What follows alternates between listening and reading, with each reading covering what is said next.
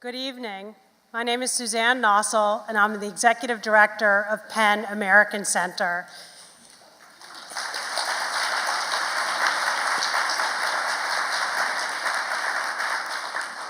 I want to thank Festival Chairman Colm Toibin, Festival Director Jakob Borsis,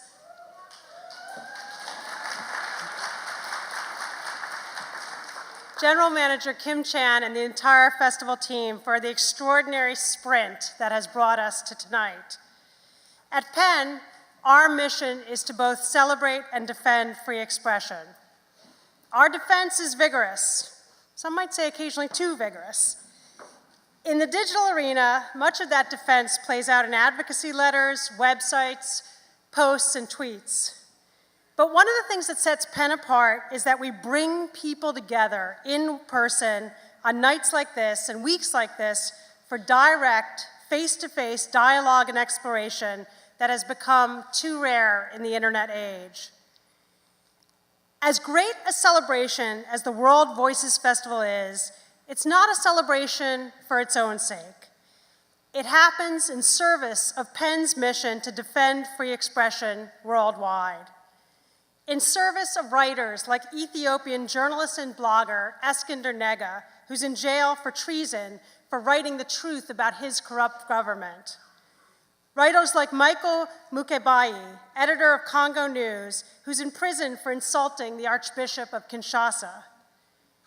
And like Cameroonian poet, essayist, and activist Eno Meomase, who was freed just last week after more than 3 years in prison and 3 years of intense lobbying by PEN.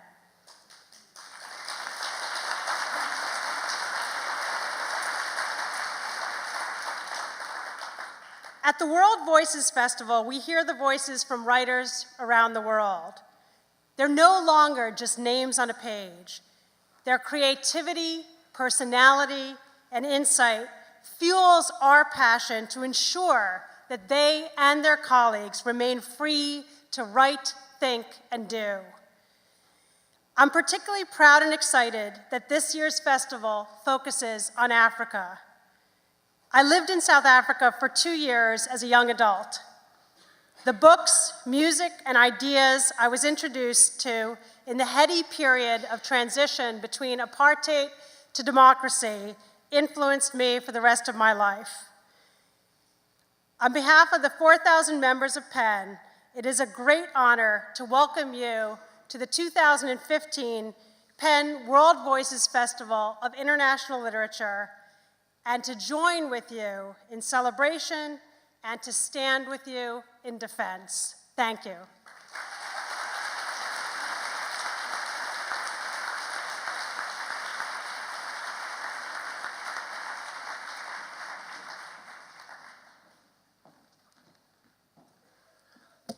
Hi, I'm Colm Toibin, and this is Jakob Borsis.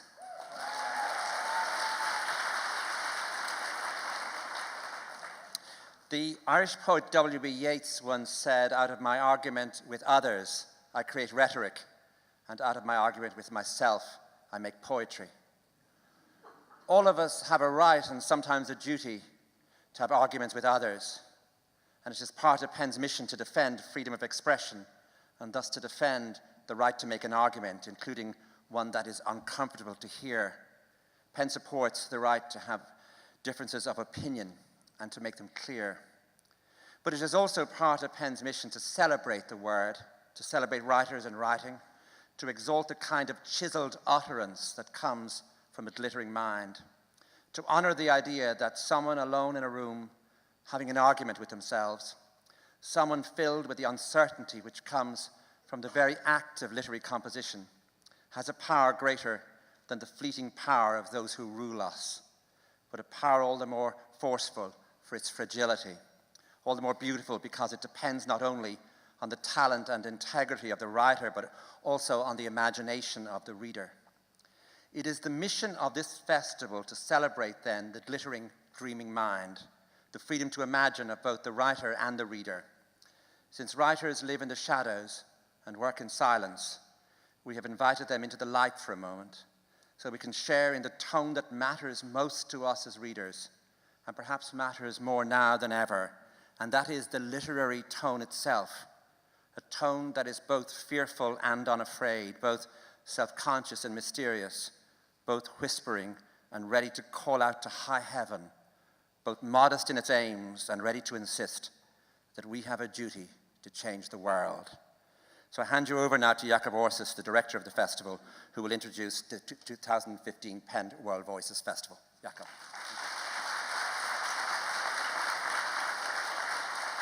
Thank you, Colm.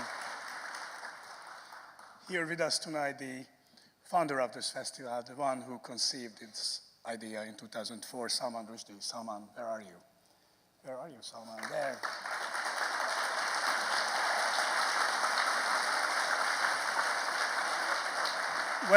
When I came on board 5 years ago, my reading of Salman's idea was to debate the word and question the word and come up and be able to and be brave enough to come up with the most uncomfortable questions.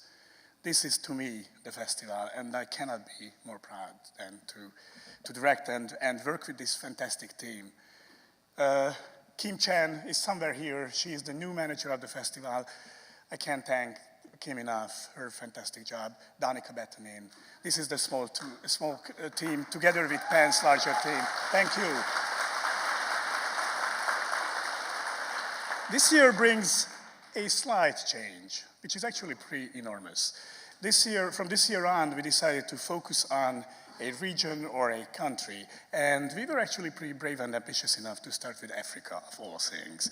God knew how difficult it will be, but I learned a lot, and it was an amazing, tremendous year, and I had really the amazing honor to work with Chimamanda Adichie, who was my co-curator throughout the year. We had a blast. And hopefully we're going to be able to present a lineup and themes and issues, programs, which we think can address the best Africa now, which is not the new Africa, and not the dark Africa, and not even the developing Africa. This is Africa, one of the continents, with different narratives. That's what Chimamanda keeps pressing. Africa not only have one story, it has multi-layered narratives, just as we do. And their narratives is not any darker than ours, believe it or not.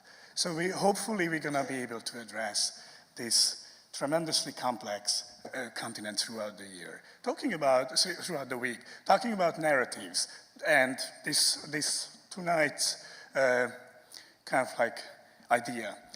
We thought that we're gonna ask some of the writers who will be working with us throughout the week to wrap their mind around and entertain the idea of what will happen in 35 years, in 2050 with us. What's the best and what's the worst case scenario?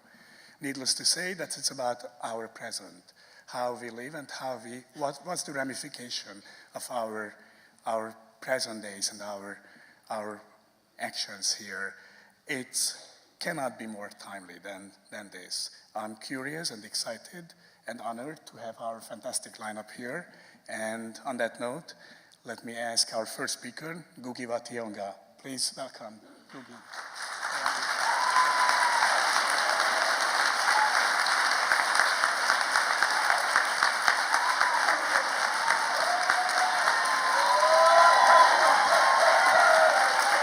Eddie.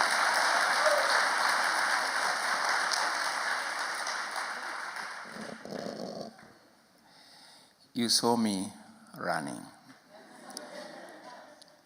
There was a reason for that.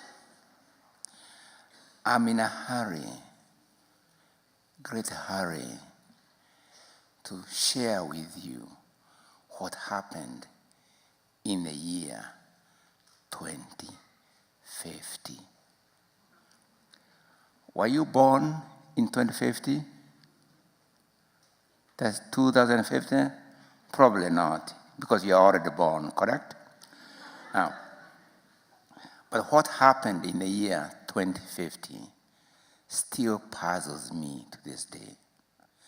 That is now 25 years before the event.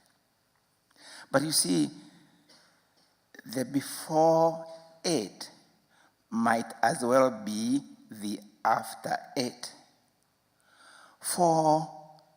Please remind me, who was that crazy Greek fellow who said that as above, so below? Heraclitus? Oh, wait a minute. Or was it the other way around? The way up and down are the same. And I think Hermes Trismegistus. Actually, I confuse them. Their names, that is, their sayings too. To be frank, they are all Greek to me. Moreover, the two could as well be Egyptian. What's the difference? You see, they were always out of each other's houses. Athens and Alexandria being in the same neighborhood around the waters. They were stealing words from each other. Words, you ask? Yes, of course. Remember, there was a time before time when the word was all the world. Well, because, hold it. Because you see, the word came before the world. Although, before the word was sound. And before sound, silence. So, even silence is the beginning of the word. And hence, the world. See what I mean? You see, the word is in a sword and the world. A bit confusing, crazy, you say? That's the point. That's the point, Salmon. Rushdie. I asked myself, were we crazy? Could we not see? Then I say, although we were all in our teens, we were just children, and children cannot tell the difference between the before and the after, the going and the returning, silence and sound, nothingness and being, or, mark my words, their connections. Children cannot tell. Now, you ask me how I know this. I know this because once I saw a father trying to teach his 1-year-old to walk. She clung to her father, I remember. It seemed she thought her body foreign to her, and so why not trust the more familiar to her, that is her father's hand? You see, she had long hair tied into 2 ponytails that fell over her shoulder. She stood up. She reached out for her father's hand, but instead grabbed the dangling ponytail. Holding on to it, she walked quite confidently for some distance until, you see, she realized that the ponytail was not her father's hand. She fell down screaming for her dad to come and help her against a foreign object. And her dad rushed to reassure her. Now, I don't know if Francisca is here. You see what I mean, Francisca? That it is possible not to see or trust real connections. Now, please, I am not trying to deflect blame. I was there, that is 25 years before the event, and please, if I use the past tense, it is in keeping with the identity of the up and below, the before and after. But let me start with the facts of the matter. No. We were not babies like the 1-year-old in the example above, but teenagers, boys and girls. 193 of us from every corner of the globe. Our parents were members of the Global Parenthood for Peaceful Living. They campaigned against a world in which even children carry knives. Shit, but knives all the same. You see, in those times, that is before and also after 2050, knife fights were very common. There were even festivals of knives. There were schools for knives. There were knife factories. There were knife sharpeners and many other spin-offs from the knife industry. Tired of the failure, they, the parents, thought of creating a new world of peace as a model of all the worlds. So they put us in a one-way travel machine to the floating island they named Waromot, so as not to lose all contact with the earth, but so as not to lose all contact with the earth, they gave us each a music chip.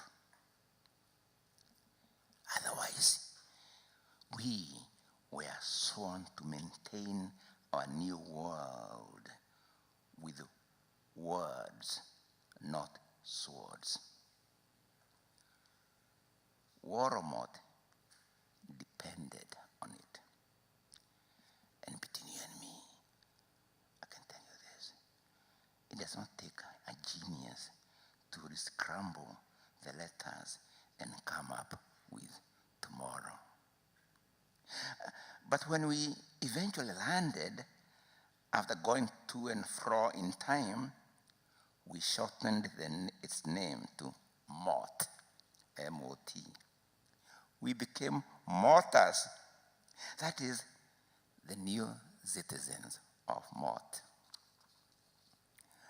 It was a wonderful, wonderful world without knives, knife fights, or even recreational knife play. We did not even fear fights amongst us. You see, we all had hands. We were equal in a position to self-defend, for we had been carefully selected to ensure that we could survive in Mot with our natural abilities.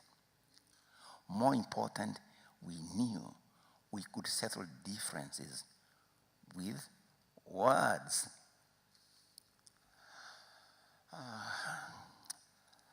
To this day, that is the day before, during, or even after 2050, I cannot tell how a fight broke among us. A fight over bread. You see, before, we just had what we needed to satisfy hunger. But now this boy, I think, who on earth came from, I think, West Forna, this boy, wanted to have more than the rest of us, which meant that a few of us would have to eat less so that he might have more. We refused to part with our share. And then, suddenly, and seemingly out of nowhere, he flipped a knife. He bragged that he had toyed with his music chip to make it design and make knives. We tried to argue with him, but each time he was about to lose an argument, he would threaten us with his knife. In fact, one time, he did actually draw blood, the first and only drops of blood in mortal paradise. But soon, a few others started manipulating their chips to do the same thing. Now, what if we all got knives? Some of us argued back. Please, please, let us destroy the knives and all the chips at once. That's when the boy from West Forna came up with an argument. And to this day, even here in Cooper Union, I don't know how he convinced us that the danger was not in the actual knife possession, but the knives the others, less responsible than he, might make in the future. What about those who had already discovered how to make their chips, design, and make knives? Oh, those with knives posed less a threat to mortal paradise than those without, right? Before he and a few others could lay down their knives and even the knowledge how to make knives, the others had to prove that they had not and will never have or even entertain the means to make knives. Well, that was 2050 for me. A sensible plan for us all to destroy the knives we had, then eliminate all the chips with the knife-making capability, was replaced by that of stopping knives not yet made. Those who had the chips but had not yet made knives would have to prove to the satisfaction of those that had knives, and especially the one who had actually used it in mortal paradise, that they had no intention now or ever to produce knives. That's why, even today, 25 years before and after 2050, I ask, how did we come to accept that logic of peace in our mortal paradise? Thank you.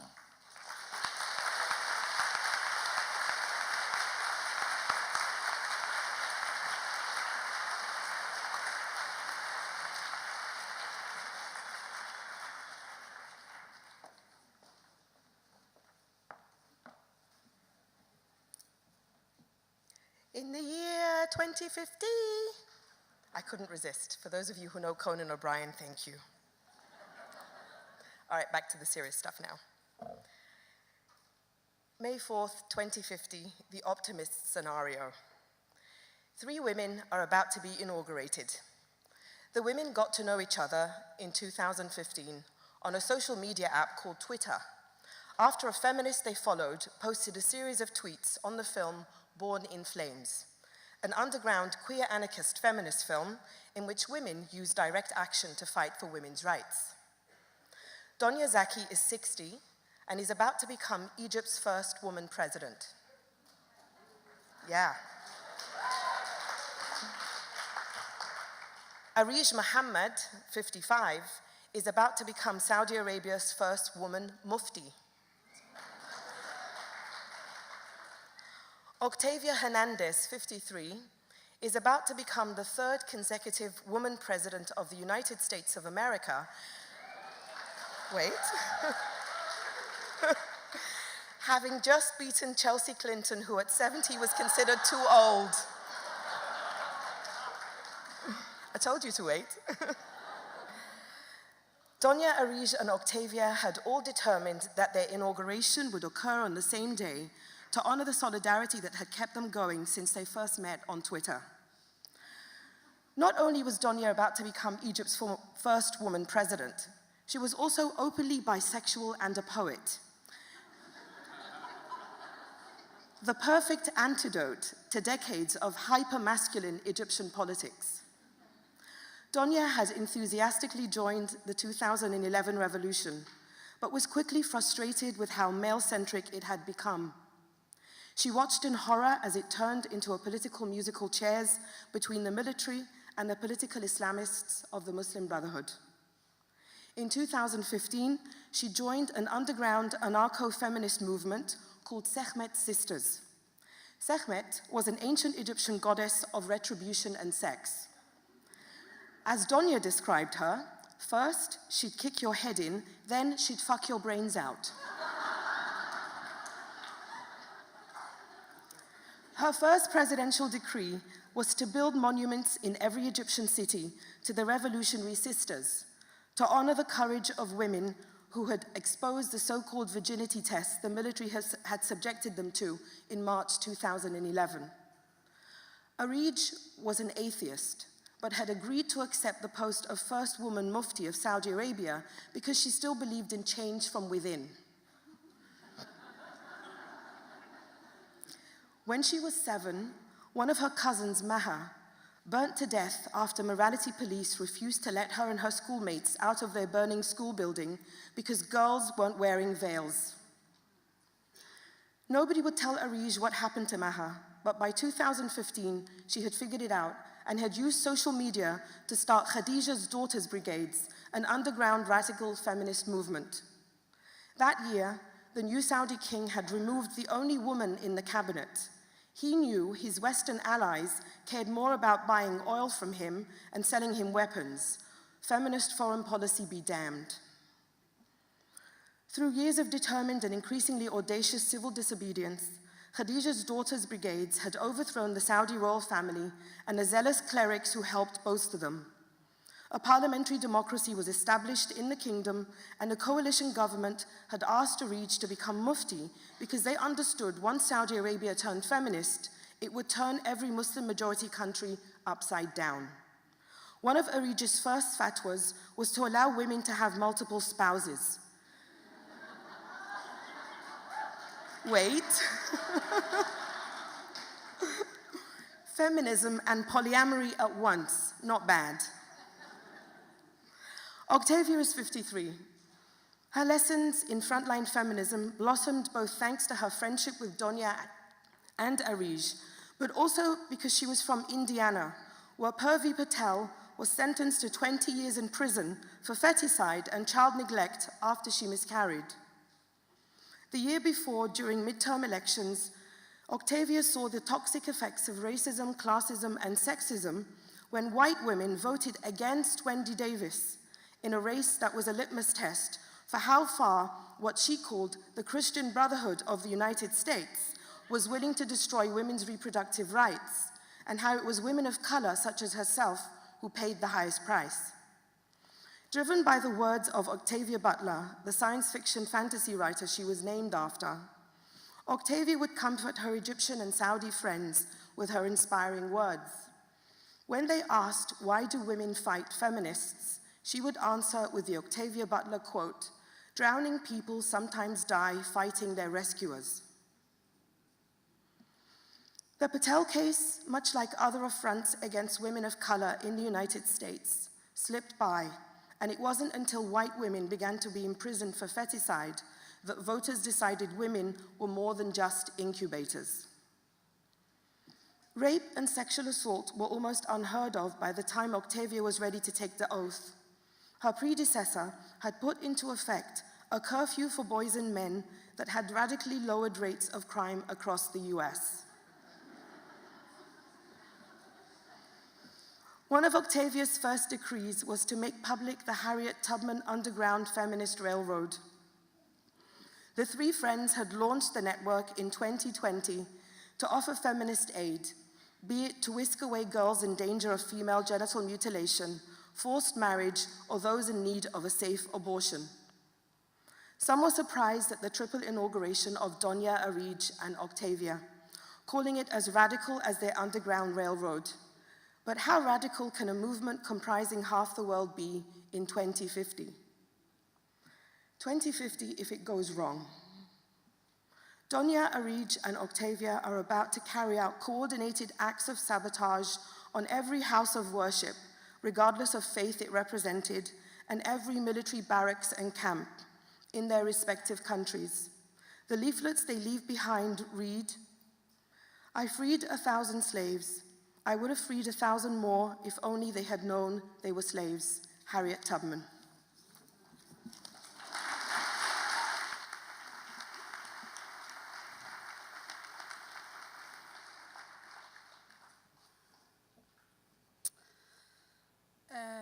Flipping the 2050 coin, Gelinkosi will be 78 years old.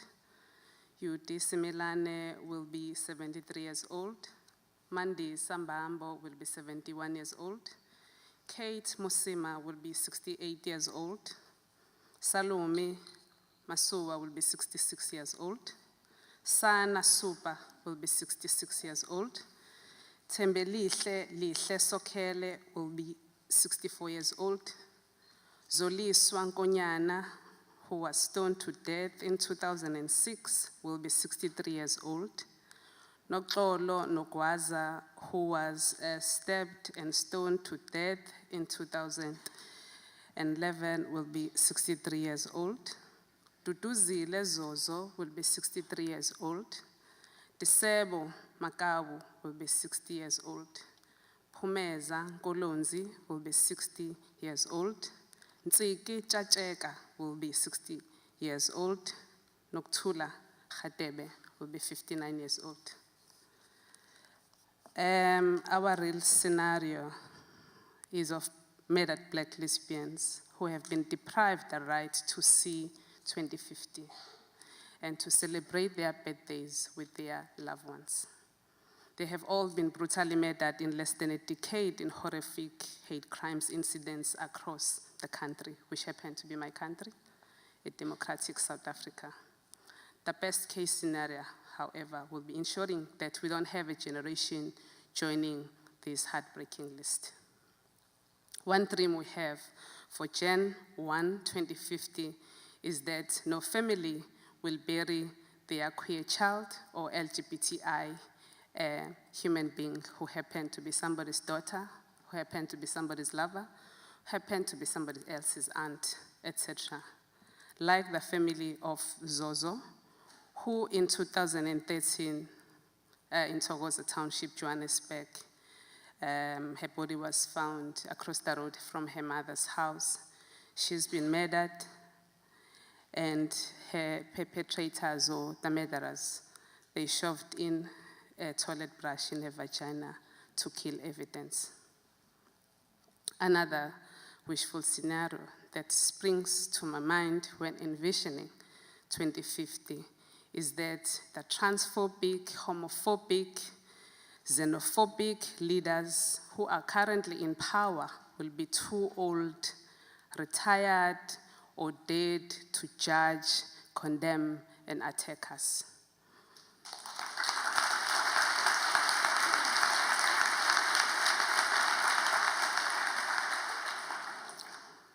The worst case scenario is that mothers will keep on bearing their black lesbian daughters in South Africa while their cases remain unresolved, denying justice to families and loved ones, leaving children motherless and orphaned because of their parents' sexuality.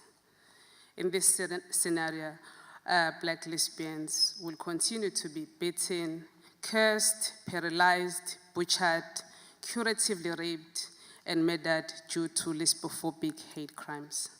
More violations and brutal violence will be inflicted due to gender expression and sexuality in South Africa.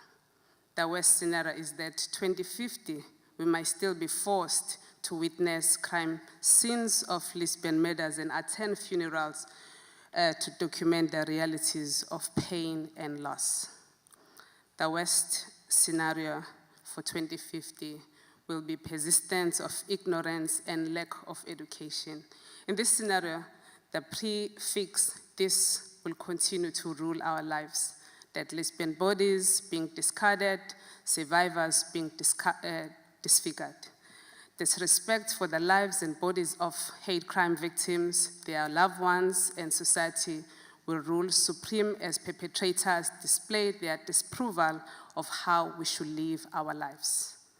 It will indeed be a worse scenario if Africa continues to experience a brain drain, with professionals continuing to relocate to other countries because they are discouraged from living openly as they are fearing for their safety. Moving away from the negatives and embracing the positive, the ongoing documentary and increasingly visible body of work will succeed in creating a new, different and necessary archive, writing the South African LGBTI community into a visual history from which we were previously absent. The best case scenario is that LGBTI education, writing and understanding will dominate our global society, while galleries and museums actively drive multicultural queer content. We will live, learn, and share ideas with activists in the continent who are no longer forced to flee their bad countries because of homophobia, because of lesbophobia, because of transphobia, because of xenophobia. Yes, I can see a beautiful scenario where Africa no longer relies on international assistance or aid to provide much needed fund, but can utilize African resources for self-sustenance and growth. I see pen, paper, and cameras replacing the preferred lethal guns and knives used in too many violent crime incidents in South Africa and beyond. I wait eagerly for the day when local qualifications carry as much worth and respect as international academic qualifications, especially if the dissertation, thesis, and research are done in Africa. African and Black South African queers will be in possession of skills and training, making it easy for companies to hire queer employees. It will be the most progressive if LGBTI community members are spread out to different industries so that we will always be represented. Here, future generations will take ownership of our stories and voices, and the next generation of activists will work together to speak out against any form of oppression. I see people enjoying the freedom to venture into diverse work practices that document, archive, and explore queer sexualities without having their funding declined. It will work in society's favor if political activists have access to resources and not to be denied progress because of the nature of their work. In my vision of 2050, I see us creating children's books with understanding that homophobia is exacerbated by the lack of relevant educational materials and resources. Children will be educated progressively and learn from a young age that homosexuals are their mothers, are their sisters, are their aunts, are their brothers, classmates, and neighbors, teachers, pastors, and that random person on the street. One of the vital skills that help people to remain in control is producing and sharing of knowledge with the success and progress of platforms such as My Collective Nkanyiso. LGBTI people will not have to rely on mainstream media to have their issues addressed, often exposing and making them vulnerable to sensationalism. Medical journals still have insufficient information and research when it comes to lesbian studies. That will be changed by 2050, allowing for health departments to deal with and cap issues such as cervical cancer and other pertinent matters. It means that people like me and people who identify as lesbians, gay, bisexuals, and intersex people should be counted in that historical document without the fear and allergies of those who are in positions of power. In my vision for 2050, the needs of Black lesbians, speaking as one, and all the GP, TIQ individuals will no longer be confined to the margins. We will create new knowledge, whether academic or social, in brackets, organic intellectuals who are feeding academia with their voices, will create and share their open-mindedness. And there's a need for those that are willing to collaborate with them to listen, respect, and recognize their needs. We will have full access and ensure that every political, social, economical, technological, legal spaces are for our healthy visibility and safe from harm haunting our everyday reality. With that said, I'd like to invite all the writers at PEN 2050 to join forces with us in order to ensure that we reach that healthy 2050, to come on board and write queer, LGBTQIA narratives and visualize our lives because our voices matter just like yours. We are you. Thank you.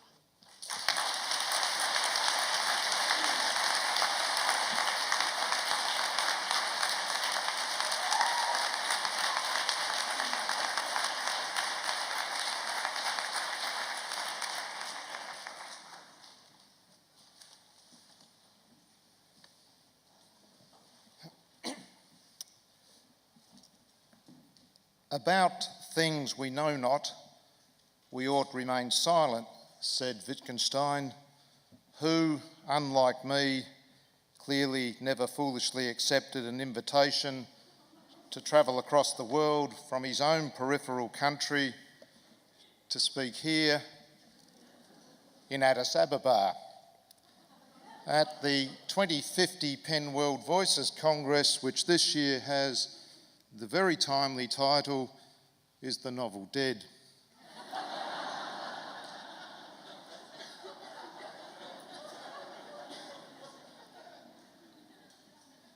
My specific subject I've been given was, how has the writer's world changed since I was born, which for me was the year 2015. As an American novelist from the beachside resort of Denver, I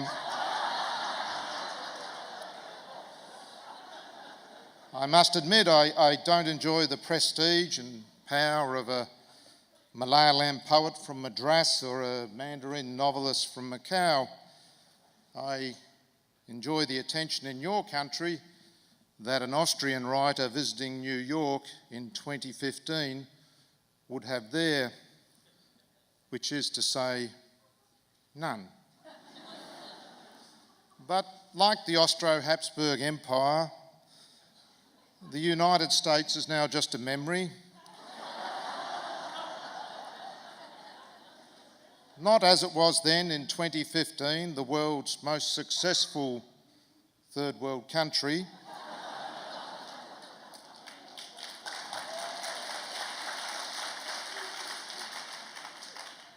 But as it is now, several unsuccessful third world countries.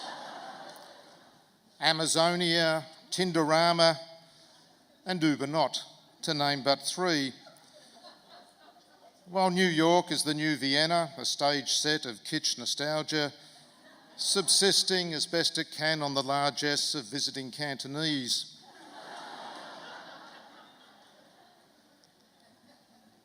But when I sat down to thumb some thoughts, my Apple eye necklace, a path-breaking collaboration between Apple, the health industry and Homeland Security, my Apple eye necklace began garrotting my throat. thus reminding me I have to go and cycle 30 miles on a gym bike before evening in order to keep my rising health insurance premiums down by proving I'm keeping my failing body in tip-top shape. The black market in loaning my eye necklace, let me say a desirable chain of designer links which forms a sort of Pol Pot strapped around your neck. The black market in loaning these to some illegal European refugee who will ride for you. Thin, mournful people with chafed buttocks and impotence problems who linger furtively outside elite Somalian hotels selling knockoffs of much prized Chinese cyber sex toys. It's all very well if you have enough Zuckerbergs to pay them, but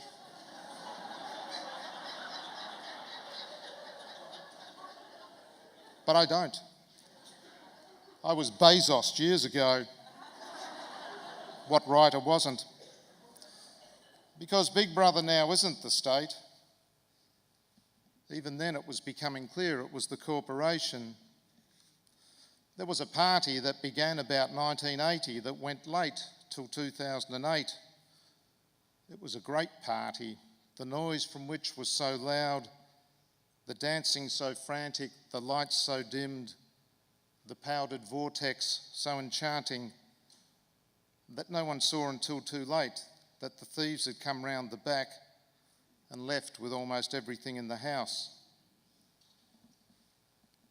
In truth, by 2015, we were already living the future and nothing much was left. While democracy was enfeebled, corporations' power has exploded with, on the one hand, the collapse of belief in the idea of politics, and on the other, an idea of living so narrowly economic and a technology capable of a brutality and terror that no one then could imagine in that time before the Apple collars. A cult of advanced gadgetry obscured for almost all the losses of what was called privacy, but was more precisely not just the possibility of freedom, but its very necessity. Most powerful was the new idea that a very limited idea of progress, understood simply as material gain, was achievable without the need for freedom. It was an idea that had escaped the barbed wire of the Soviet Gulag in the 1940s, taken firm hold in China in the 1990s, and became seen as the only practicable way forward for the West by the 2020s. For the West had for a long time wrongly assumed that the two arose together, that one could not survive without the other. When it became clear, though, that material progress did not need freedom, and when at the same time failing governments, in fear of the lawlessness of the favelas that the world beyond the West was becoming, and their own cities already were, began to quickly erode the basis of freedom. And with no large, optimistic idea to bring people together, but only a profit and loss statement for the human race that saw most people and all that they were and all that they loved as redundant. Death cults, which, if nothing else, acknowledged the soul, grew attractive to many of the young. And so out of the favelas, the suicide bombers came, the gunmen, the sheer rage demanding its moment of recognition to be something more than a stillborn bead impaled on a feral abacus.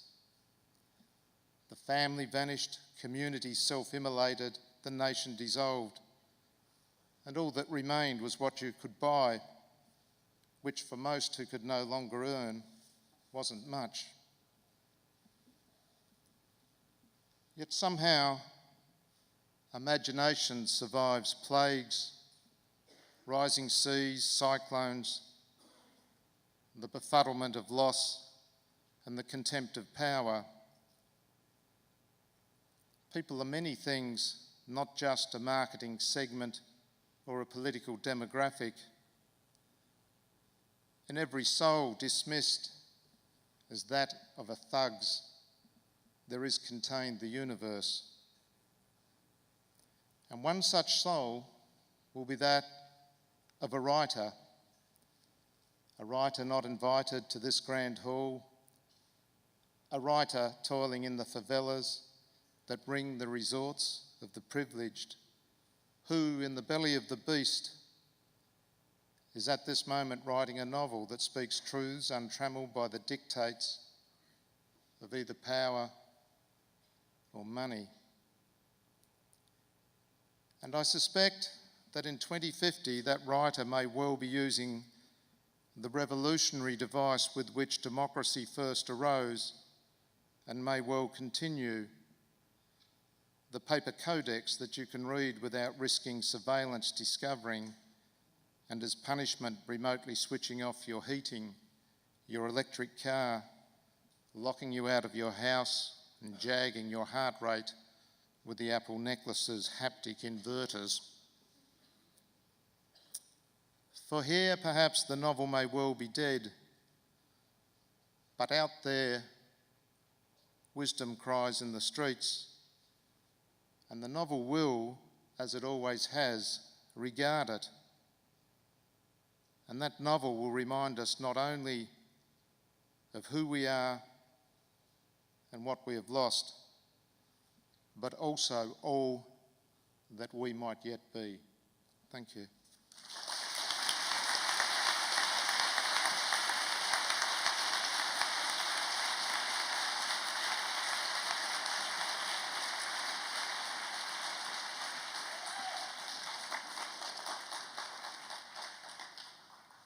Thank you.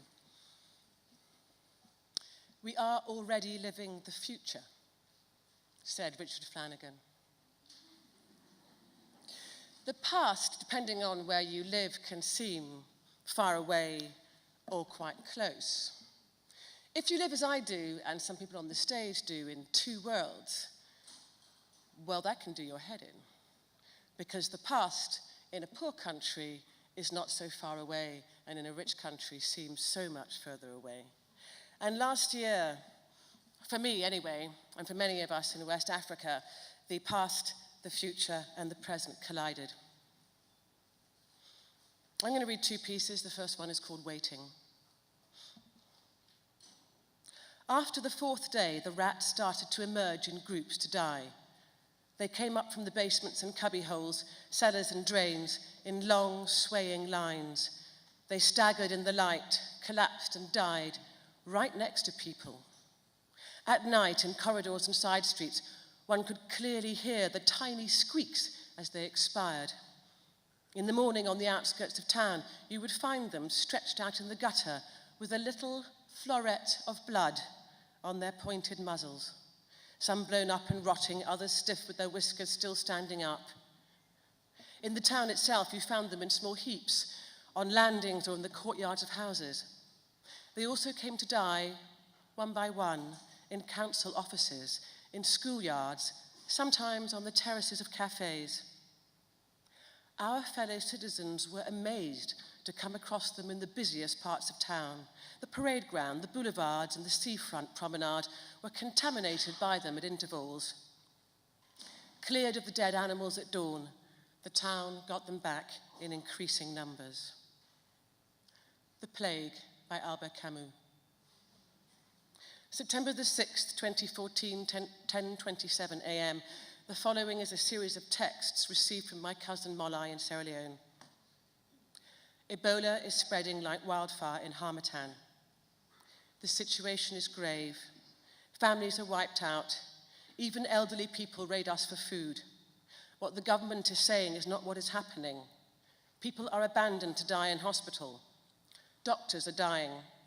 People are quarantined without food. We are in trouble. We are dying like rats.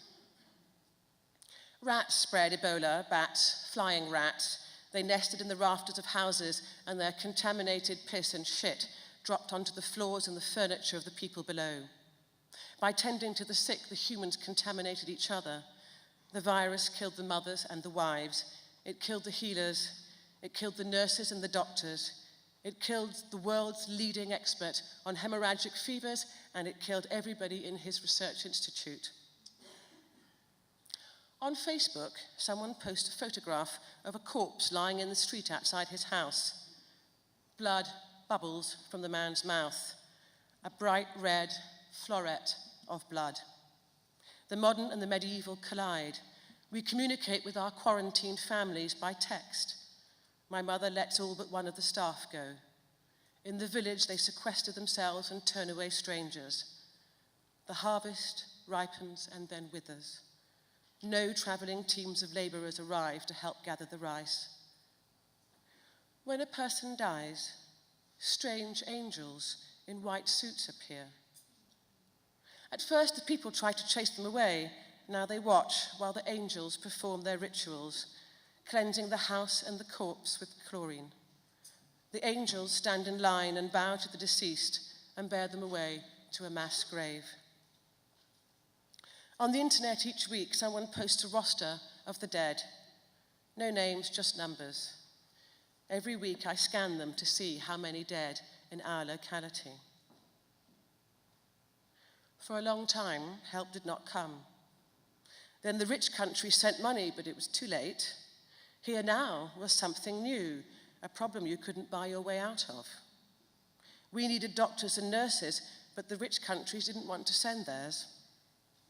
For 3 months, the health of the entire world rested in the hands of a single aid agency. Doctors, nurses, and logisticians from the diaspora took leave of their jobs and, reverse refugees, headed towards the danger. A day in September, I reached Molai on the telephone. He's moving his children to the village from the city where the danger is worst. In Sierra Leone, we are used to being looked at without pity. Still, he is searching to understand why help is so long in coming. I tell him, people are tired of Africa and its problems. He says, this is not a problem of Africa's making. I tell him Islamic State is beheading American and British men and posting the videos on the internet. That's all the newspapers report, all anybody is talking about. So, we must wait for a white person to catch Ebola, he asks. Yes, I say. I can hear him breathe. Then we must only be patient.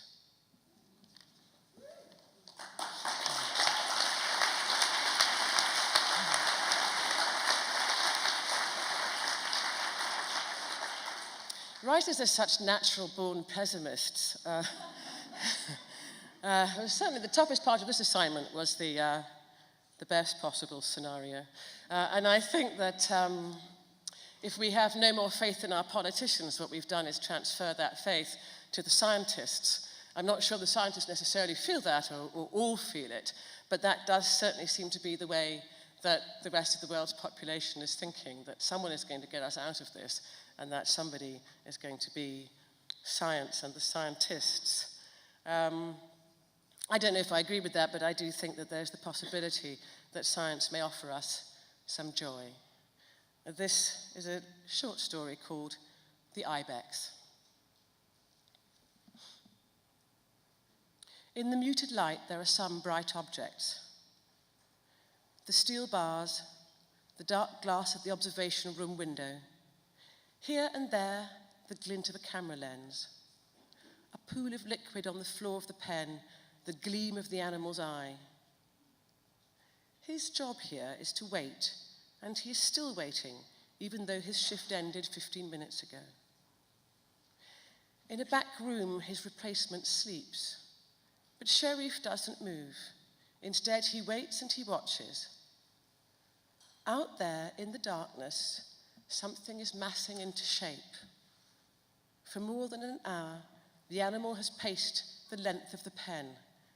In that time, she has neither eaten nor drunk, although he has made sure the trays of water and the vegetables are well supplied. At each end of the pen, she lowers her head and swings it in a semicircle to turn without ever breaking pace. Her great belly sways. Only in the recesses of his mind is Sharif aware of the firmness of the bench, the cool of the air, the weight in his bladder. He has seen this before, this pacing. When he was a boy, many years ago, his family kept animals. He knows what is coming. Ibex. He loves the majesty of the word, and she possesses a majestic beauty. It is in the ellipse of her eye, the rearward drift of her horns. In the next pen is her mate, whose own ridged horns arch more than 3 foot from the crown of his head. They are the first mating pair of their kind in more than 65 years. Sharif wonders if the mate next door senses what is happening. The waiting has gone on for weeks. The ibex bleats and halts. A camera adjusts focus, a blinking eye. Sharif straightens. For a few seconds, he doesn't breathe. He wishes there were more light. For her, he wishes the moon and a mountainside. He wonders if, in the part of the shared memory that travels down the generations and is born on instinct, she has any knowledge that such places exist. No Pyrenean ibex has walked those mountains for decades. If he led her to such a place, would she know how to find her way over the rocks to the water? Would she know which trees offered the best shelter, which plants were food, and which berries poison? The ibex drops to her knees and rolls onto her side. A luminescence. Something glimmers in the half-dark. It is beginning. If she succeeds, if she births a kid that lives, then they will try others, who knows? The Javan tiger, the Zanzibar leopard, a black rhino or a white rhino maybe. All those animals driven from the earth, held captive on the arc of extinction, might now return. Sharif stands up and then sits back down. There's nothing he can do. The ibex is silent. The gleam of the amniotic sac waxes and wanes, and it grows. It doesn't take so very long, maybe just 6 or 7 minutes. The rhythm remains unchanged to the end, and then the ibex is turning on herself, nudging and thrusting with her muzzle. Sharif places his palms against the glass and presses his forehead into it. Would she be doing this if the kid were not alive? He narrows his eyes, and then he sees, pale hide, a movement, the glimmer of a newborn's eye.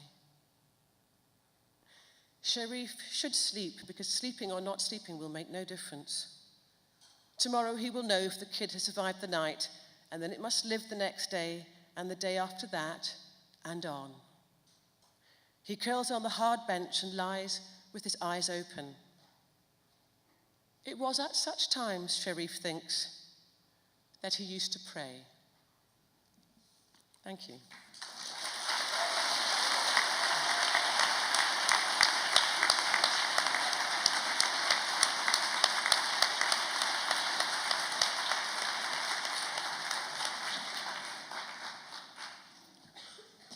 I have utopia and dystopia. The language of dystopia is Russian.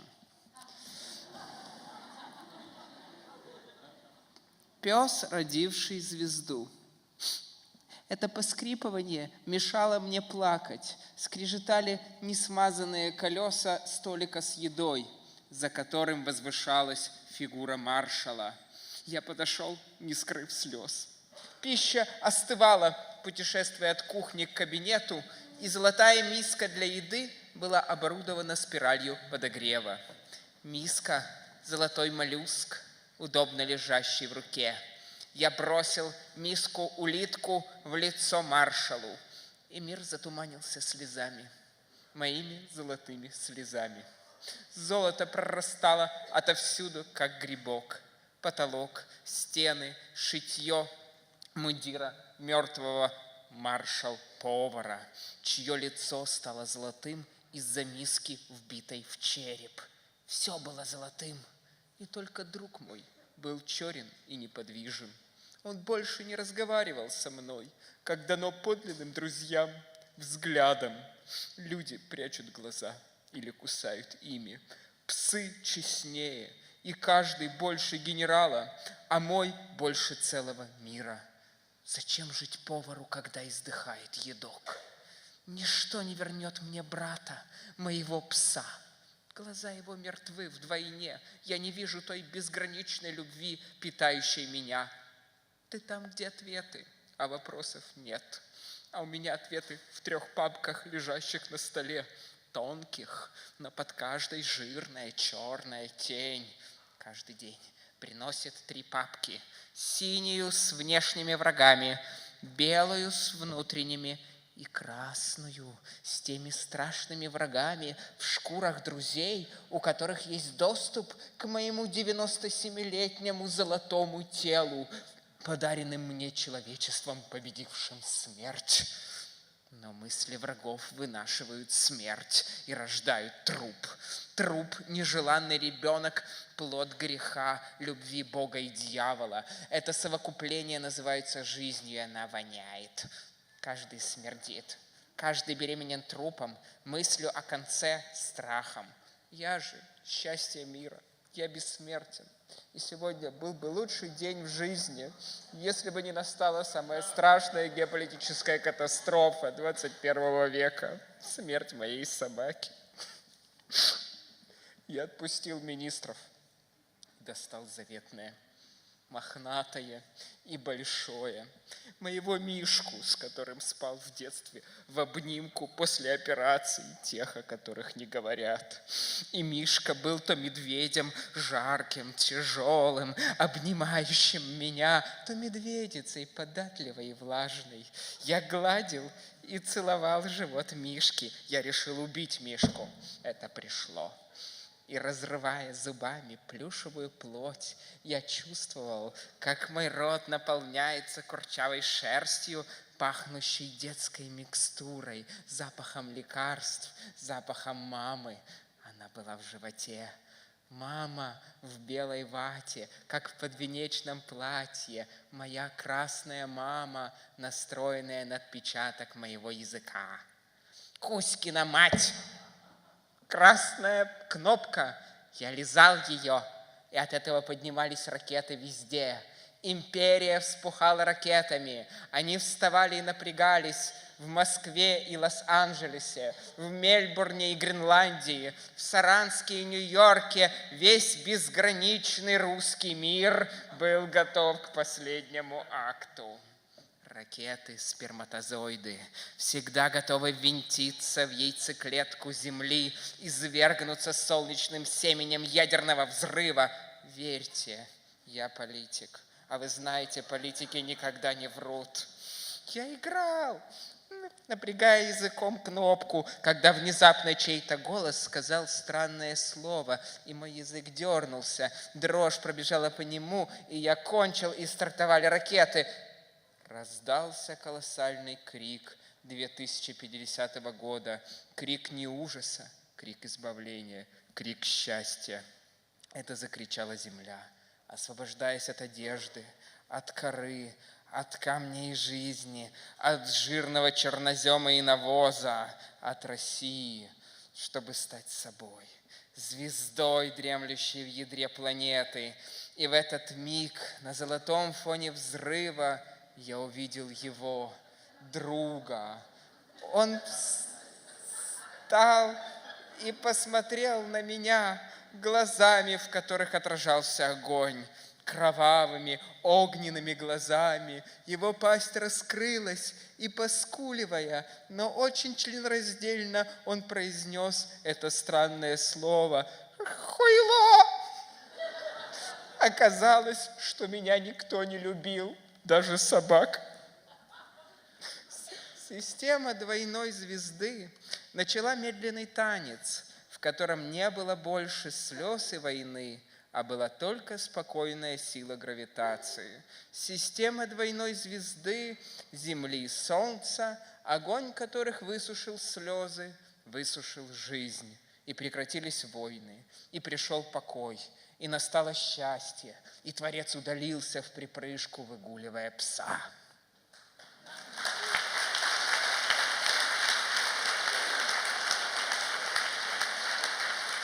Момент.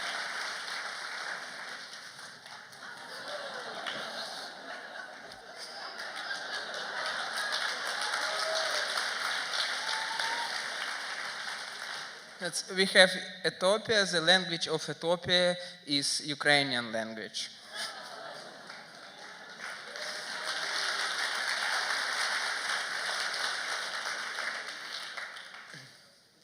Молоко Діани. Всі хочуть почути про майбутнє, а я знов буду базікати про секс. Чесно, мені цікавіше. Ми, я, він, руда та чорна весь вечір були разом. Потім цей тихий блондін сказав, підемо пройдемось голі. Це не був жарт. Виходячи з будинку, ми роздяглися, а чорнява взяла парасольку. Доща не було того вечора. Я не знаю за перехожих, що думали вони. Ми не думали. Ми молоді та гарні, як Гвандхарви. Ми грали виставу для місяця. Ми йшли лісом, трамвайною колією, якою вже не їздять трамваї. І ржава, вона лежала в траві, і, ступаючи прілим листям, іноді ступнею ми торкались її прохолодного металу. Тіні від гілок обіймали наші тіла, ніби птахи сідали на оголені плечі і злітали з кожним кроком. Місяць зійшов, а ми дійшли галявини, де зупинились. Тут ми сіли у коло. Ніч не була холодна, і від зорі вертався погляд. Той погляд, яким дивився на зорі колись наш пращур Плазун. Нам, як йому не до потреби, були слова, думки, як і тіла різні, і нічого немає краще, як бачити оголені думки в оголеному тілі. Ми почули чиєсь дихання. Хтось слідкував за нами, і покинута колія дзвенила. Воно вийшло до нас темне, і коли залилось місяцем, безпечне – лань. Ми сиділи нерухомо, і вона підійшла, теплим носом торкаючись наших напружених тіл. Так, до неї також повернувся погляд зорі. Вона ласкалась до жіночого і чоловічого тіла, і ми відчували її. Я ліг на спину та попив її молока місяця. Час було йти. Я показав, як ми зараз вміємо без слів, куди підемо. До старої машини мого діда, який вже 90 років, до білого місяця 1961 року, що стоїть і ржавіє собі. Двері в ньому не зачиняються, а руль срібний та тонкий. Машина покрита віршами, виведеними рукою діда.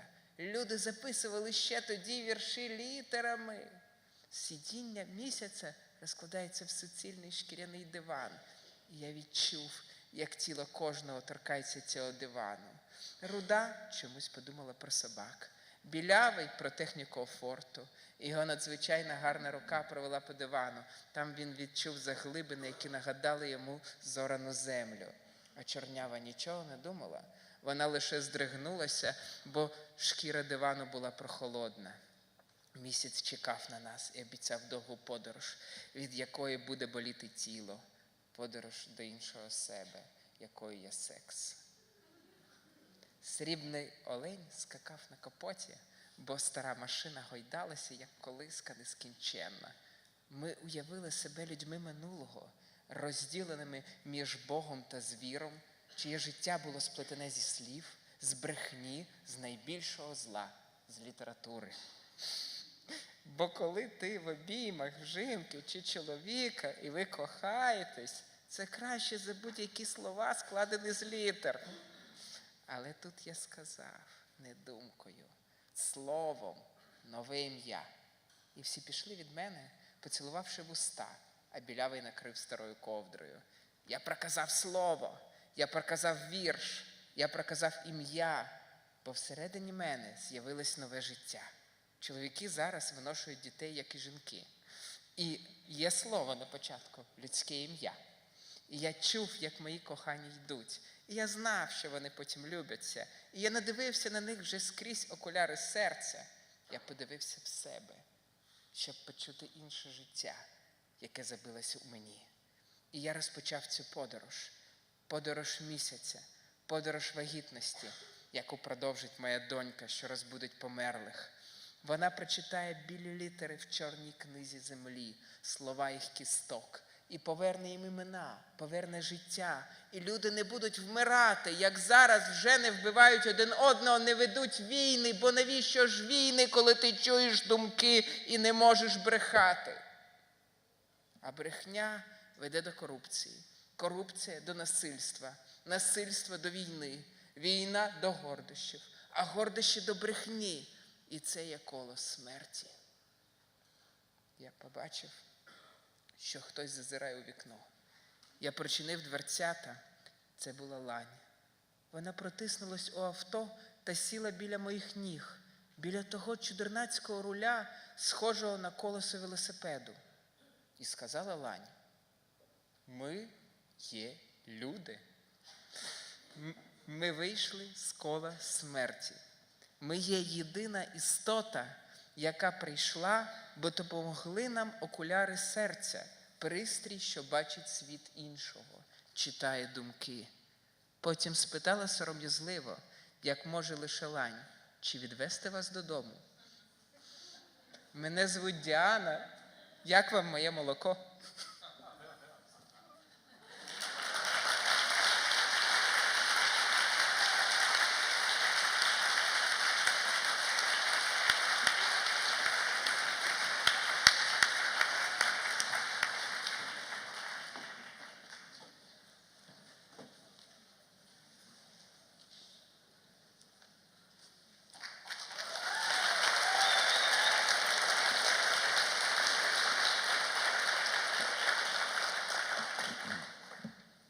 This is about a shipwreck and some consequences.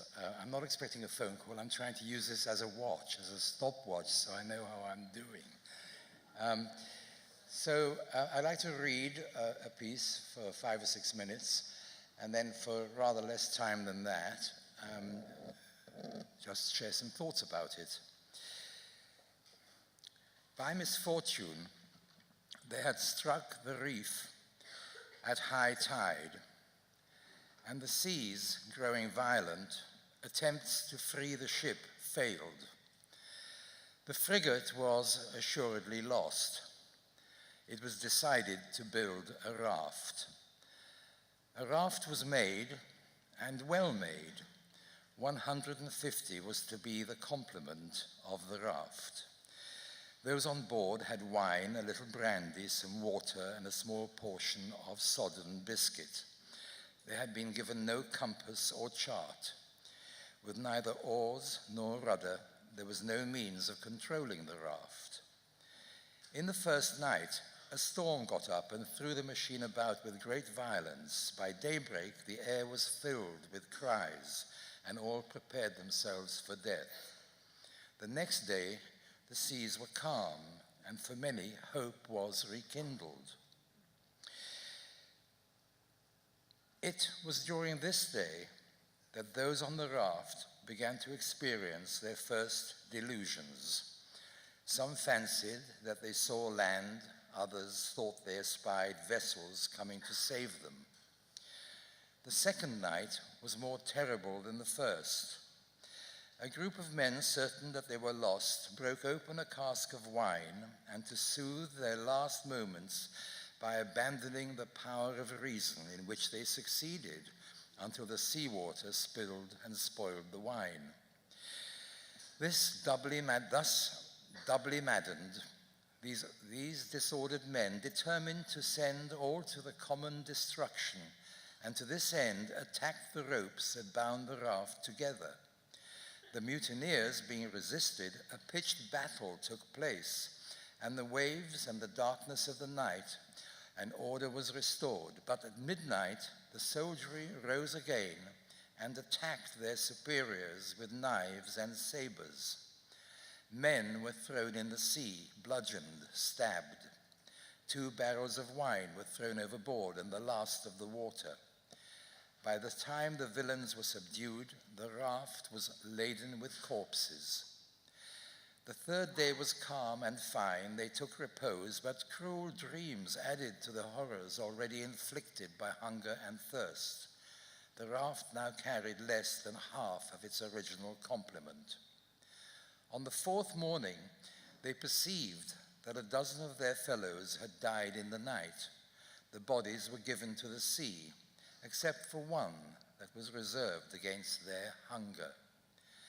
It was from this day onwards that all learned to consume human flesh.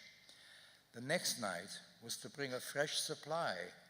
Once more, a terrible combat ensued and blood washed over the fatal raft. There remained no more than 30 on board. Barely a man lay without wounds, into which salt water constantly flowed and piercing cries were heard. On the 7th day, 2 soldiers concealed themselves behind the last barrel of wine. They struck a hole in it and began to drink. On being discovered, they were thrown and cast into the water. It was now the most terrible decision that had to be taken. On counting their numbers, it was found that there were 27. 15 of these were likely to live for some days. The rest, suffering from large wounds and many of them delirious, had but the smallest chance of survival. After a debate in which the most dreadful despair presided, it was agreed among the 15 healthy persons that their sick comrades must, for the common good of those who might yet survive, be cast into the sea. After this cruel sacrifice, the last 15 survivors threw all their arms into the water, reserving only a saber, lest some rope or wood might need cutting. Under the burning sun, a raging thirst consumed them until they began to moisten their lips with their own urine.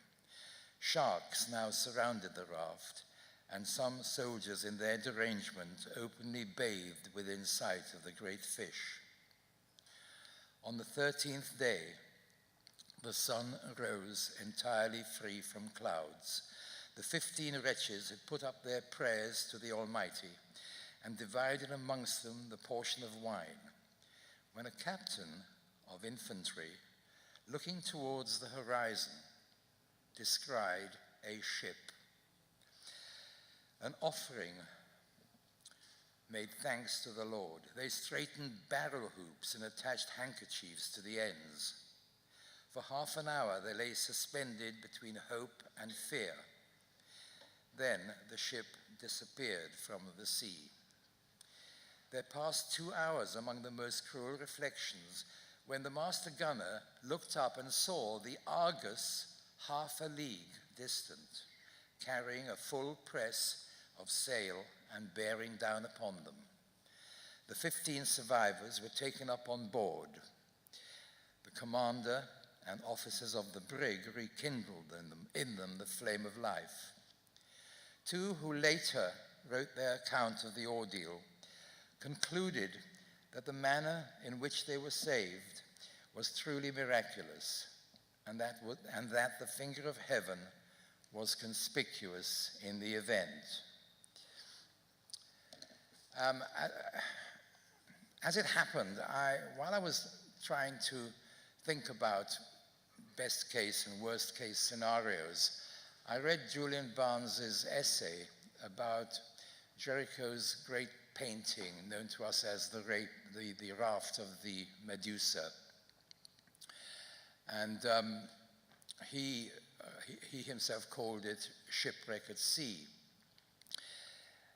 In the very truncated, necessarily heavily edited against the clock, in that paraphrase of a description of what occurred on this raft, you will easily see, you'll get the sense of the horrors which the people on the raft had to endure. And perhaps as with me, found that there was an almost irresistible pull of allegory here. Yeah, we are all on the raft. There is, however, an outstanding question to be resolved, which is, well, about this allegory, will it be an allegory for the best case scenario, or would it be an allegory for the worst case scenario? The worst case might not be so bad. It tends to show that things will get worse before they get better, but they will get better. The best case, well, that may not be so good. If the best that can possibly happen is that the Argus, the frigate on the horizon, will show up. Less good than that, the frigate may not show up. And I think that the fact that one can ask the question as to which case the allegory might apply to is quite telling.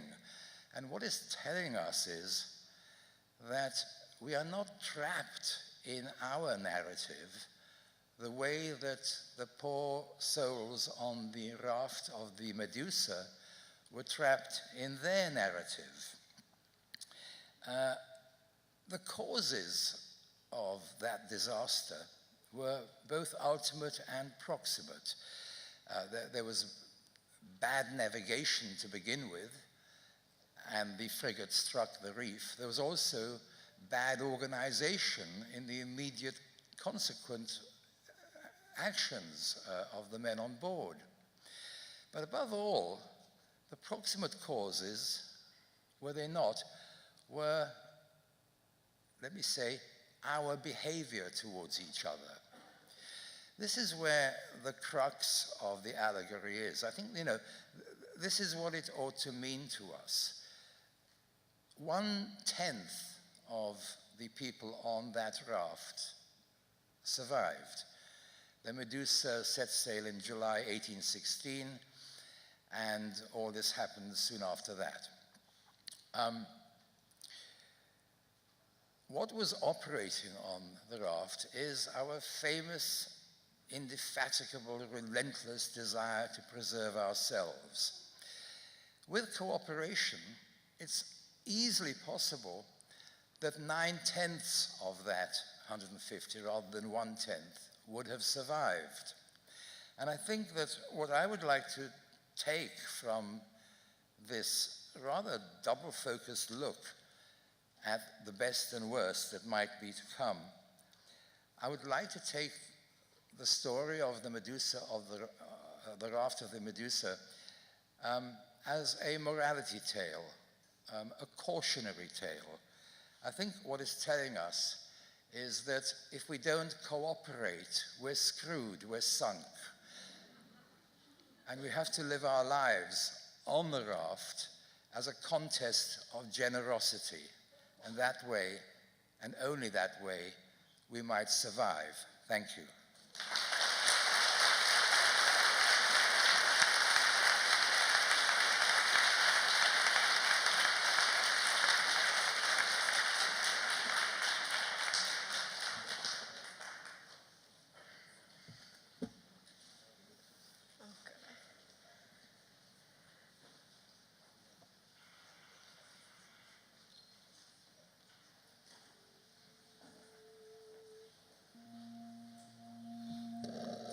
Hello.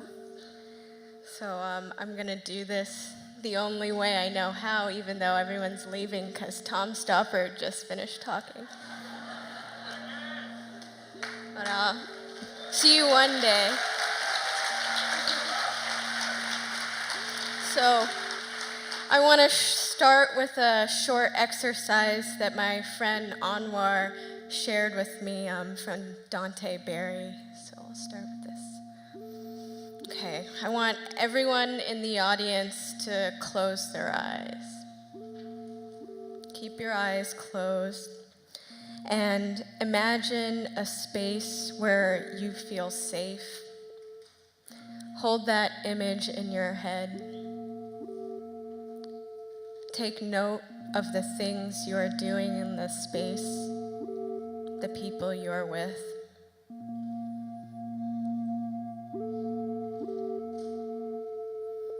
Okay, you can open your eyes. Raise your hand if there were police in the place that you went to in your mind. Really? I thought police are here to keep us safe. No one? Okay, wow, this is such a surprising result. Okay.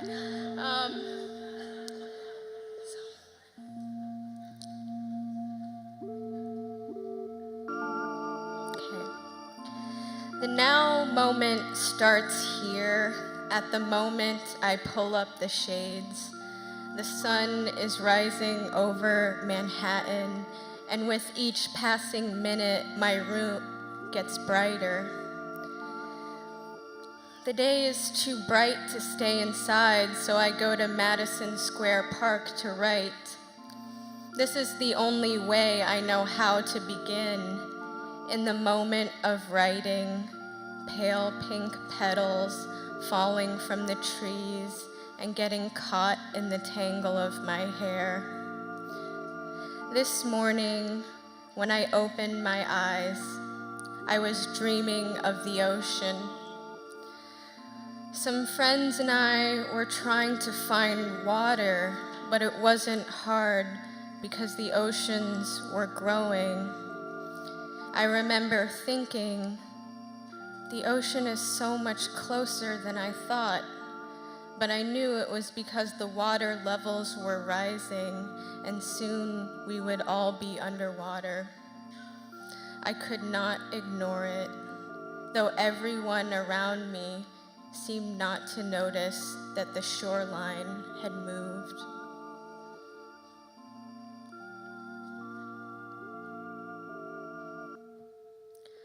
When I woke up today, May 4th, 2015, I wondered, was a dream a worst-case scenario for 2050?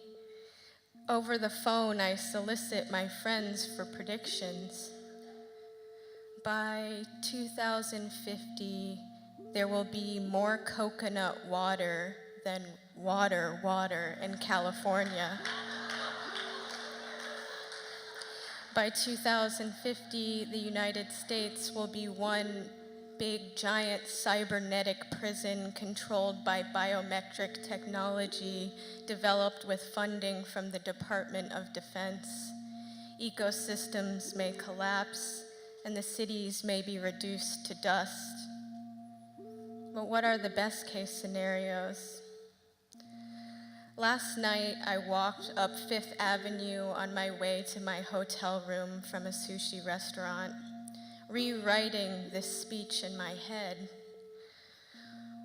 Walking is the only time that the scope of my thinking is wide enough to meet the requirements of this exercise. Time unfurls. I look behind me and see everything left in my wake, and in front of me, a path I carve with each step. I observe the alien-like paper flowers in the window display of anthropology. Is this the best we can do? I wonder as I stared into the shop windows, thinking about my freedom to walk around New York City while my older brother languishes in prison, where he has been since he received a life sentence at age 17. I thought about my friends, some of whom are working 3 jobs just to pay back the interest on their student loans. My generation is fucked, I thought, though I knew that I would have to say more than this in my speech. What could I say? Financial precarity alone is enough to remove our capacity to imagine the future. The present becomes so overwhelming that psychologically and materially, we are merely treading water, or worse, are being dragged into the past by what we owe.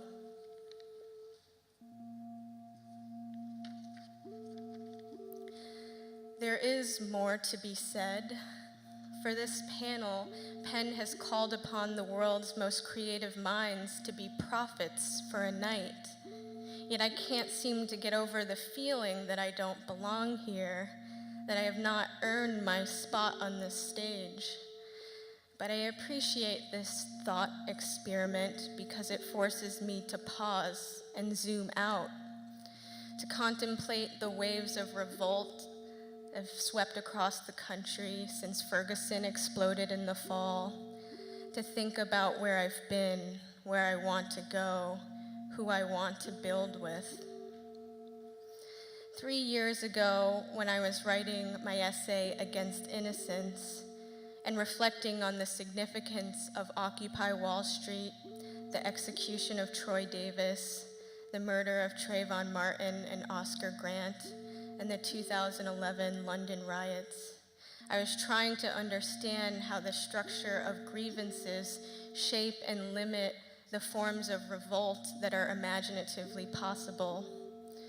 So much has changed in the last several years. Now, mainstream media outlets such as CNN and Time are publishing articles that reframe the discourse around anti-police riots to highlight the violence of the state, white supremacy, and capitalism rather than the destruction of private property.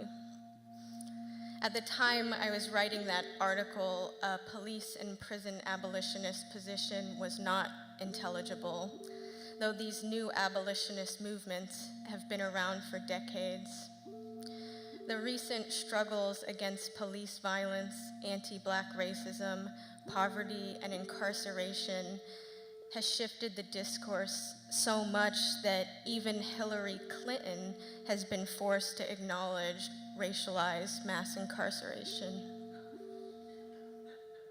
This is a strange admission considering it was her husband who passed tough on crime legislation such as the Violent Crime Control and Law Enforcement Act and the Prison Litigation Reform Act, which put more cops on the streets, gutted social and educational programs inside prisons, imposed harsher sentences, and systematically dismantled prisoner rights by giving correctional administrators the power to oversee prisoner complaints. Politicians are opportunistically seizing this moment by co-opting the issues that have been forced into the public consciousness by the people who have contributed their labor and marched in the streets. People like the queer Black women Alicia Garza, Patricia Cullors, and Opal Tometi, who together formed Black Lives Matter. Given how much change has taken place in the last year alone, it seems possible that by 2050, the institutions of prisons and the police will become obsolete. For the last couple weeks, I have been thinking about how to convey this message to you, but I knew on my walk last night that as a poet, it is not my job to win you over with convincing arguments, but to impart on you a vibrational experience that is capable of awakening your desire for a new world. Several weeks ago, I saw Black arts movement poet and activist Sonia Sanchez speak. I was moved by the way Sonia would pause whenever she experienced vertigo, and when it passed, would begin to spontaneously start singing as a way to find her rhythm again.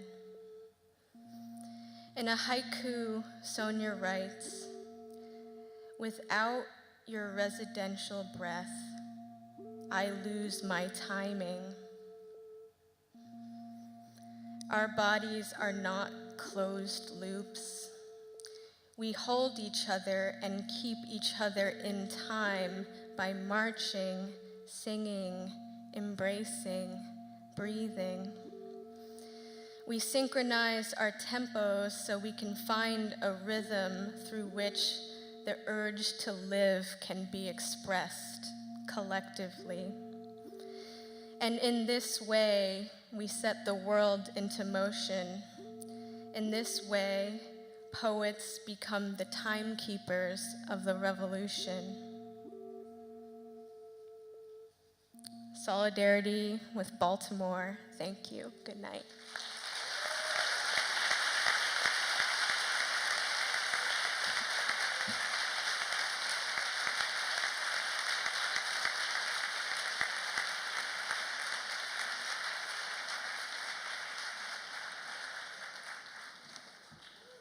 I lost my place on the queue. Hello, everybody.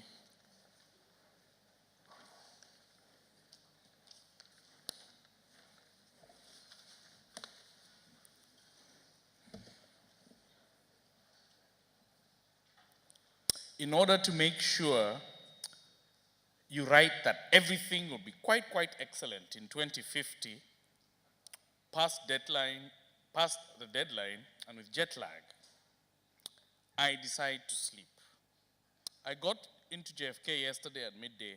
In the late afternoon, I woke up in that perfect zone, fuzzy and vague, which is as close to being Audre Lorde matched up with James Baldwin as I can humanly get. To get into deep Audre Lorde in 2050, the oil will all be stretched out one molecule thick, but tougher than a spider web, and it will be some nanotechnology all into and all over each other. I didn't like that idea. In 2050, all the globe will be inside fully the politics of Audre Lorde and James Baldwin. We will carry everybody and their pain, but their love, and even the internet of all things will have done various editions of deeper and deeper and deeper. More than these bad days of 2015, which are shallow. This idea is not working. To make this Baldwin Audre Lorde place work in this narrative, a lot of bleeding and killing has to happen between now and 2050. But that now makes me scared that this is ending up like the Game of Thrones. Because we all know winter is coming and all that. Like Garissa and Westgate and the migrants last week drowning in the Mediterranean, and fuck the EU, and fuck France Afrique. Okay. I take a nap and chew a cookie. Jacob, the hotel is nice, by the way.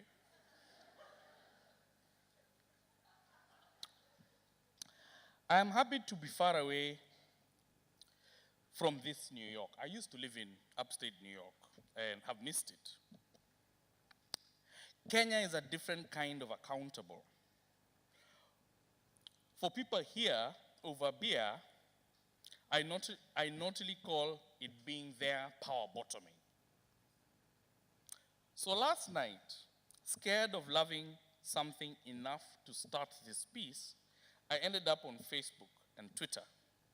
Our vice president, a man whose kidneys always seem to be cruising us on a slow motion towards a genocide, decided to point his finger, this time at homosexuals.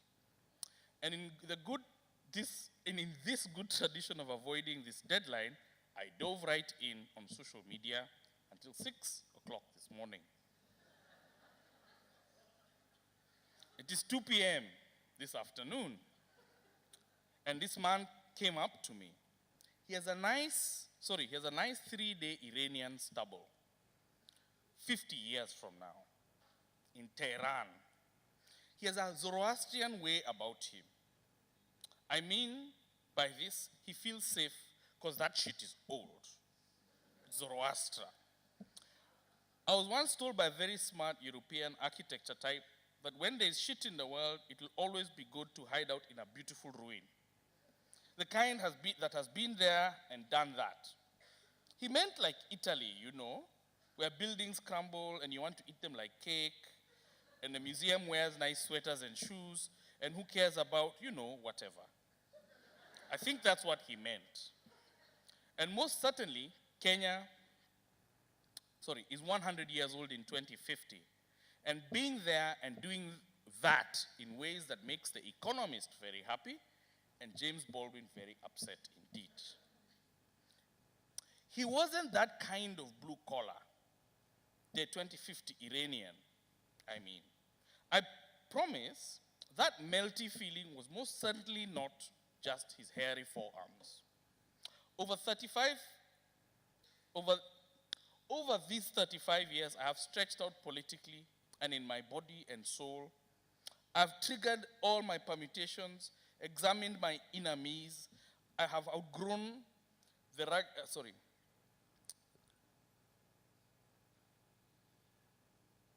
I've outgrown hot men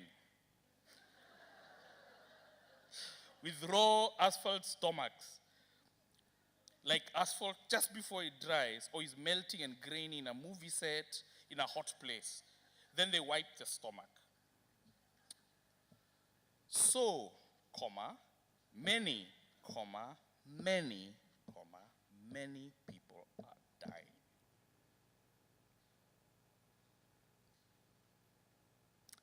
So we just sit there in Tehran before the panel.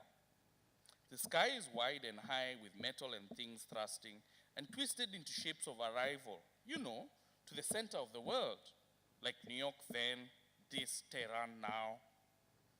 I knew I was grateful that he pulled me into his cigarette break outside the conference.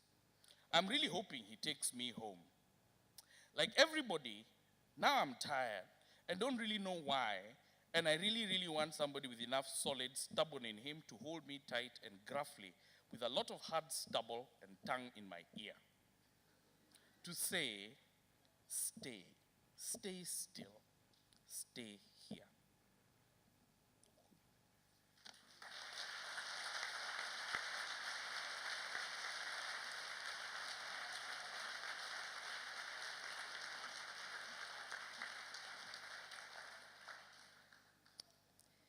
You can't imagine the kind of pressure that one is under when each speaker says something really funny before they start. So I thought I'd just tell you now that I've got nothing funny to say. In February 2050, I'll either be celebrating my 76th birthday or I'll be buried under a mango tree, my ashes washed around by rain, mingling with the earth, absorbed into the roots. And if my grandchildren are anything like my kids, I imagine them debating if eating the mangoes from this tree would make them cannibals. 2050 seems such a long way off in the life of one individual, but it's not in the life of a continent whose future is increasingly bound to the rest of the world, and questions abound about whether it will be recognized for its innovation, productivity, and development, or whether it will be left behind. Where one hopes for the former, it's really very hard to predict. And of course, I'm talking about Africa. Just a few days ago, I drove through the gates of my house in Lagos. A rather perplexed nanny told me that there was no electricity, that the inverter had run out, and that we couldn't power our generator because there was a fuel scarcity. For a few seconds, I thought, this is 2015. How is it that a country where oil was discovered about 60 years ago is yet to sort out its power generation? But that's Nigeria, a country that also turned a corner a few weeks ago by voting out a failed or failing incumbent, a rare occurrence on our continent. And it's these contradictions that make this exercise uniquely complex. So I decided to start by making two lists that reflect some of the current realities and to ask myself what the current trends are and what they tell us about what 2050 will look like. So I started with 10 positives. 1, for the most part, the weather is glorious. 2, democracy is becoming more widespread. 3, more people have access to education. 4, there are pockets of real measurable development. 5, people are becoming more wired. 6, there is more regional cooperation. 7, we're living longer, albeit without electricity. 8, new technology makes communication easy. 9, Nigerians were deemed the happiest people on earth about 6 years ago. 10, more oil is being discovered. So I also made a list about some of the worrying negatives. 1, more oil is being discovered. 2, ethno-religious conflict abounds. 3, terrorism. 4, one non-African country seems to have won the contract to develop most of that continent. 5, the gap between the rich and the poor is ever widening. 6, superstition plays too vital a role in daily life. 7, the suppression of human rights, gay rights. 8, there are still very few truly industrialized economies. 9, when I'm trying to write and my mobile phone doesn't stop ringing, I wonder if technology actually makes communication too easy. And 10, the quality of leadership and how long some of our leaders insist on staying in power. Mugabe.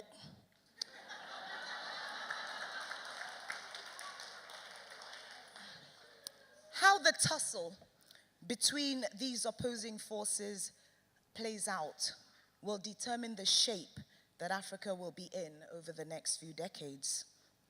I wish I had a predict the future app that I could feed these lists into to help me get a really clear picture of 2050. But is there really any point? I'm a bit of a pessimist. How do we know that the entire world will not have gone up in flames before 2050? I mean, think about it. We have people who believe that it is their duty to destroy and to kill in the name of religion. And there are weapons that can achieve this on a grand scale, and swiftly too. But let's say these two elements have not yet come together in a devastating way, and that Africa is still here in 2050. Let's also say that I make it to 76. What would I see? What would I hear? What would I read about in my hilltop retirement retreat overlooking the forests that swaddle my hometown in Ogun State? Now, without a doubt, the women would have had to step in to stop the men turning Africa into a complete wasteland.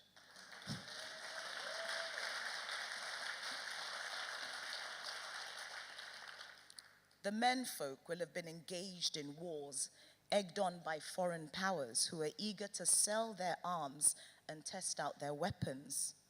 But once women take charge across the continent, these wars will immediately die out.